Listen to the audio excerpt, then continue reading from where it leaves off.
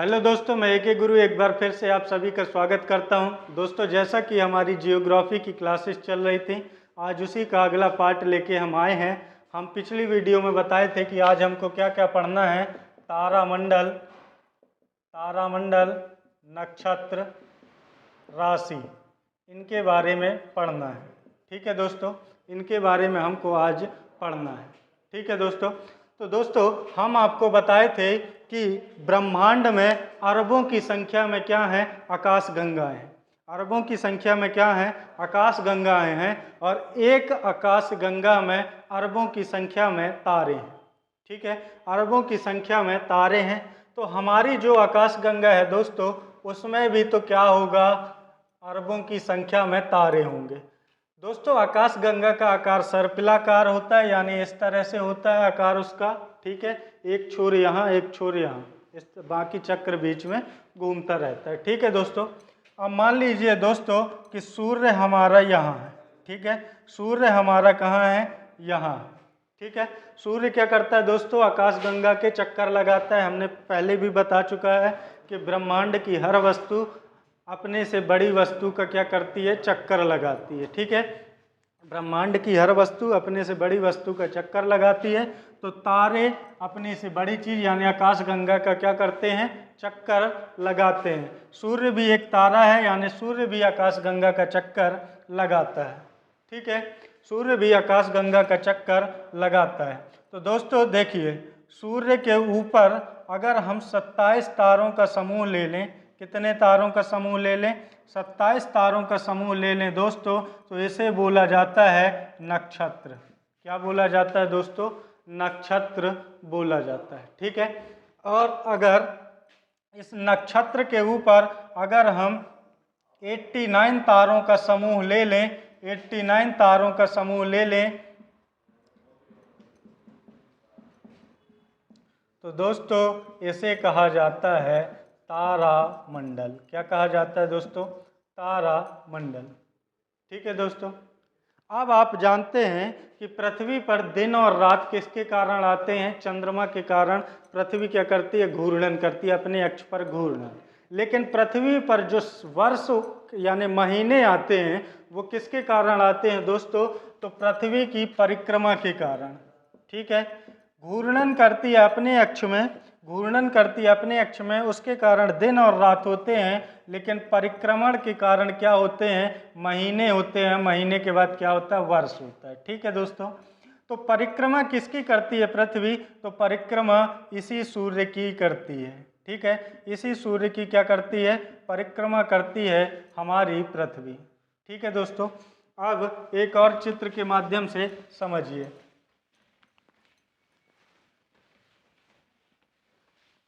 देखिए दोस्तों, मान लीजिए ये एक सर्कल है, ये क्या है, एक सर्कल है। ठीक है, इसके आप 12 भाग बना लीजिए। कितने भाग, 12 भाग।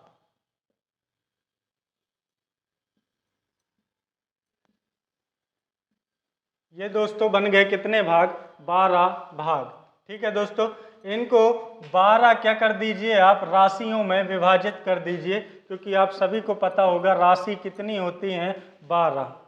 राशि कितनी होती हैं, 12 राशियां होती हैं। ठीक है, तो सूर्य का एक भाग उसका क्या होता है, राशि होता है। सूर्य का एक भाग क्या है, राशि है। ये एक भाग, ये दूसरा भाग, ये तीसरा भाग, ये चौथा भाग, पांचवा, छठवा, सातवां, आठवां, नौवां, 10वां, 11 और 12। सूर्य के 12 भाग।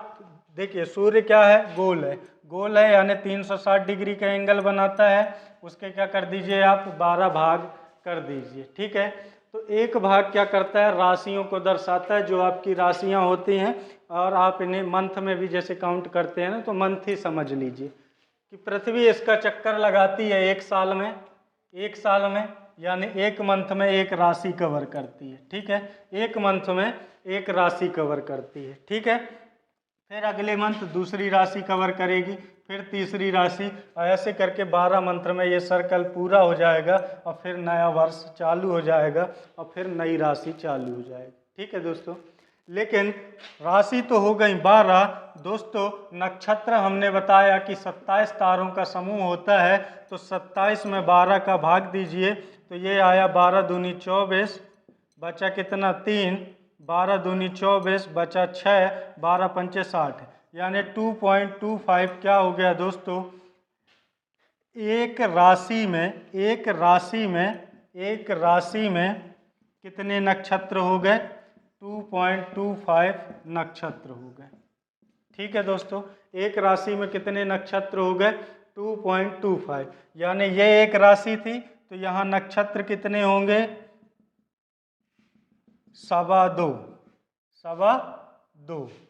ठीक है, यानी हर राशि में कितने नक्षत्र होंगे दोस्तों, 2.25 नक्षत्र होंगे। ठीक है, इसलिए एक ही राशि में पैदा होने वाले व्यक्तियों का जरूरी नहीं कि नक्षत्र भी एक हो। एक ही राशि में पैदा होने वाले व्यक्तियों का जरूरी नहीं कि नक्षत्र एक ही हो, क्योंकि एक राशि में कितने नक्षत्र हैं, 2.25।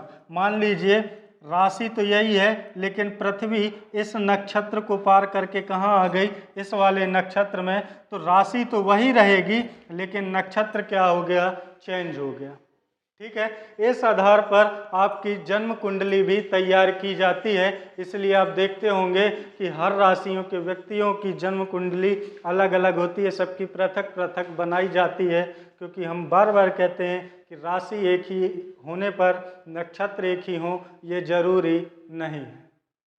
ठीक है दोस्तों, ये जरूरी नहीं है। ठीक, अब आगे देखते हैं कुछ छोटी छोटी बातें जो नई नई खोज हुई उनके बारे में देखते हैं हम। इसके बाद हम पहुंच जाएंगे सौरमंडल में, तो अभी वो छोटे छोटे टॉपिक देख लेते हैं। छोटे छोटे क्या करते हैं, टॉपिक देख लेते हैं। तो देखिए दोस्तों, हमने कहा कि आकाशगंगा में अरबों की संख्या में क्या है, ब्रह्मांड में अरबों की संख्या में क्या है, आकाशगंगाएं हैं, और आकाशगंगा में अरबों की संख्या में क्या है, तारे हैं। तो देखिए दोस्तों, तीन आकाशगंगाओं के समूह को कहा जाता है क्या, क्लस्टर। क्या कहा जाता है, क्लस्टर कहा जाता है। और हमने आपको बताया कि हम जिस आकाशगंगा में रहते हैं उसको क्या कहते हैं दोस्तों, मंदाकिनी कहते हैं, मिल्की वे कहते हैं। ठीक है, मिल्की वे कहते हैं, दूधिया रास्ता कहते हैं। ठीक है, क्लस्टर कहते हैं। फिर एक होता है दोस्तों न्यूट्रिनो तारा। क्या होता है, न्यूट्रिनो तारा। ठीक है, आपको कुछ वर्ड से मैं परिचित करा रहा हूँ, वन लाइनर है।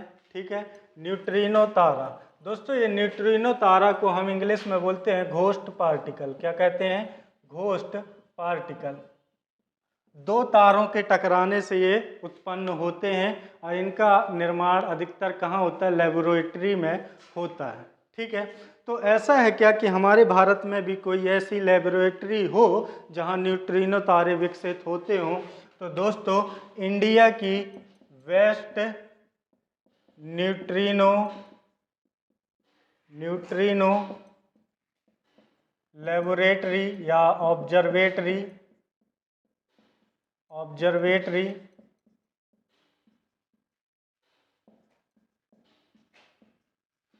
ये है दोस्तों केरल की जो साइलेंट वैली है, साइलेंट वैली यानी शांत घाटी, साइलेंट वैली यानी शांत घाटी।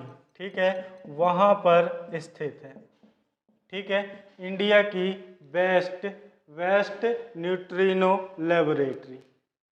ठीक है दोस्तों, फिर एक होता है, एक वर्ड आपने सुना होगा, Goldilocks zone. Goldilocks zone. दोस्तों ये एक जोन का मतलब क्या होता है, क्षेत्र। तो ये एक ऐसा क्षेत्र होता है दोस्तों जहाँ जल पाया जाए या जलवाष्प पाई जाए। ठीक है, जल पाया जाए या जलवाष्प पाई जाए। ठीक है, जहाँ पानी होता है उसे हम कहते हैं गोल्डी लॉक जोन। ठीक है, जैसे अभी तक आप सुने होंगे कि सिर्फ पृथ्वी पर ही पानी है, बाकी जो ग्रह हैं वहाँ पानी नहीं है, ठीक है। लेकिन मंगल में भी कहीं कहीं संभावना दर्ज की गई है कि वहाँ क्या है, जल वाष्प उपस्थित है, यानी उस क्षेत्र को क्या कहते हैं हम, गोल्डीलॉक जोन, गोल्डीलॉक जोन, ठीक है दोस्तों। फिर एक केटू नाम के ग्रह की खोज हुई है दोस्तों। ये इसे कहते हैं कि ये पृथ्वी के बिल्कुल समान दिखता है, पृथ्वी के समान, और पृथ्वी से क्या है, 8 गुना बड़ा है, पृथ्वी से क्या है, 8 गुना बड़ा है, ठीक है दोस्तों। अब हम चलते हैं कहाँ, अपने टॉपिक, मेन टॉपिक सौरमंडल में। तो सौरमंडल में जाने के पहले दोस्तों हम समझ लेते हैं कि सौरमंडल की खोज कैसे हुई, फिर अगली वीडियो में हम सौरमंडल के बारे में डिटेल से पढ़ेंगे। तो आज पहले उन वैज्ञानिकों के नाम देख लेते हैं जिन्होंने सौरमंडल के बारे में क्या की, रिसर्च की, ठीक है। तो सबसे पहले व्यक्ति हैं दोस्तों टॉलमी। क्या है दोस्तों, टॉलमी है, ठीक है दोस्तों। टॉलमी का कहना था कि पृथ्वी सूर्य के चक्कर लगाती है, ये किसी को उस टाइम पता नहीं था। टॉलमी ने खोज की, और टॉलमी क्या कहते हैं कि सूर्य जो है वो पृथ्वी के चक्कर लगाता है। सूर्य क्या करता है, सूर्य पृथ्वी के चक्कर लगाता है। ये किसका कहना था, टॉलमी का। लेकिन आप सभी जानते हैं ऐसा है नहीं, यानी इनकी परिकल्पना कैसी है, गलत है। इसके आगे आए कुछ टाइम बाद एक वैज्ञानिक आए, कौन, कॉपरनिकस, कॉपरनिकस। तो दोस्तों ये कॉपरनिकस कहते हैं, क्या कहते हैं कि पृथ्वी जो है वो सूर्य का चक्कर लगाती है। यानी अब इनका कहना क्या है कि सूर्य केंद्र है और ग्रह क्या करते हैं, चक्कर लगाते हैं। इनका कहना क्या है कि पृथ्वी सूर्य का चक्कर लगाती है। अब क्वेश्चन आपसे कैसे घुमा के पूछ देता है, किसने कहा कि पृथ्वी केंद्र है, पृथ्वी केंद्र है। तो देखिए सूर्य पृथ्वी का चक्कर लगाता है, यानी पृथ्वी बीच में होगी तब तो वो चक्कर लगा रहा, तो मतलब पृथ्वी कहाँ हो गई, केंद्र में। तो पृथ्वी को केंद्र किसने कहा, टॉलमी ने। और सूर्य को केंद्र किसने कहा दोस्तों, कॉपरनिकस ने। सूर्य को केंद्र किसने कहा, कॉपरनिकस ने। फिर आए कौन, केपलर। कौन आए दोस्तों, केपलर, ठीक। केपलर क्या कहते हैं कि जो पृथ्वी या ग्रह सूर्य का चक्कर लगा रहे हैं वो किस मार्ग में लगा रहे हैं, तो दीर्घ वृत्ताकार मार्ग में लगा रहे हैं, दीर्घ वृत्ताकार मार्ग में चक्कर लगा रहे हैं, ठीक है। किनका कहना था, केपलर का। इन्होंने ही कौन सा नियम दिया था, लॉ ऑफ मोशन, ठीक है, ग्रहों की गति के नियम, law of motion of particle, ठीक है, प्लानेट, ठीक है। तो ग्रहों की गति के नियम किन्होंने दिया था, केपलर ने। वैसे तो गति के नियम किसने दिया, न्यूटन ने, 3 गति के नियम आप सभी को पता होगा। लेकिन ग्रहों की गति के नियम कौन दिया, केपलर दिया, ठीक है। फिर गैलीलियो आए। कौन आए, गैलीलियो। इन्होंने दूरदर्शी से देखा, आप सभी जानते हैं कि दूरदर्शी की खोज किसने की, गैलीलियो ने। और गैलीलियो ने दूरदर्शी से देखकर इन दोनों परिकल्पनाओं की क्या की, पुष्टि की, ठीक है। इन दोनों परिकल्पनाओं की क्या की है, वो पुष्टि की, ठीक है दोस्तों। फिर आया एक हब्बल। कौन आया, हब्बल टेलीस्कोप। दोस्तों इस हब्बल टेलीस्कोप को ब्रह्मांड में भेज दिया गया, अंतरिक्ष में भेज दिया गया, ठीक है। अब ये वहाँ से क्या कर रहा, रिसर्च कर करके डेटा भेज रहा है, रिसर्च कर करके क्या कर रहा है, डेटा भेज रहा है। तो इसने क्या बोला कि ब्रह्मांड क्या है, ब्रह्मांड का विस्तार हो रहा है। ये किसने बताया, ब्रह्मांड का विस्तार हो रहा है, लगातार विस्तार हो रहा है। ये किसने बताया दोस्तों, हब्बल ने, ठीक है। तो आपको सौरमंडल के बारे में आपको हमने बता दिया कि किसने क्या कहा, ठीक है। अगली वीडियो में दोस्तों हम पढ़ना शुरू करेंगे सूर्य से। सौरमंडल का सबसे मुख्य केंद्र, यानी सौरमंडल का क्या है, केंद्र ही सूर्य है। सौरमंडल का तो केंद्र ही सूर्य है, इसलिए पहला टॉपिक अगली वीडियो का क्या होगा, सूर्य, और सूर्य की संरचना, सूर्य कैसे गति करता है, ये सब हम अगली वीडियो में डिस्कस करेंगे। ठीक है दोस्तों, तो मिलते हैं अगली वीडियो में, तब तक के लिए धन्यवाद। जय हिंद।